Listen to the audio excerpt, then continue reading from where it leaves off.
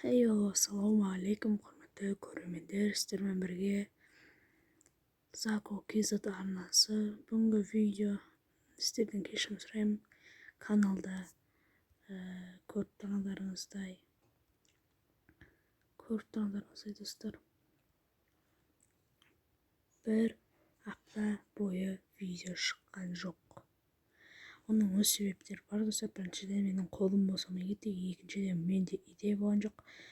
Сосын мен кішкене демалайын дедім, күнде видео түсіріп жүрдім, оны ешкім қарай алмай жатыр. Сондықтан бір апта демалдым. Енді видеолар қайтадан шығып тұратын болады. Мен сіздерге бір өте дерзкий, бір қызықты видео шығарып қойдым.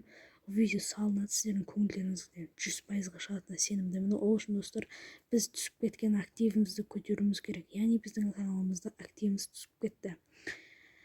Мен сіздерге Стив деген адамның өмірін Майнкрафттан түсіріп жүрдім. Ол сіздерге басында міне көрсетейін. Бірінші сериясы қайықта. Бірінші сериясы сіздерге қатты ұнаған болды. Бір күнде 90 просмотр жинады. Міне достар, енді біздің каналда сол видео шығу үшін достар,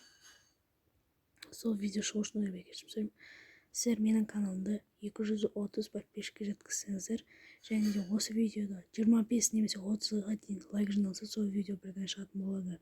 Және алдағы уақытта мен влогтар шығарып қойдым сіздерге арнап. Бір апта бойы мен құр жатпадым, видеолар түсіріп бастадым, монтаждадым.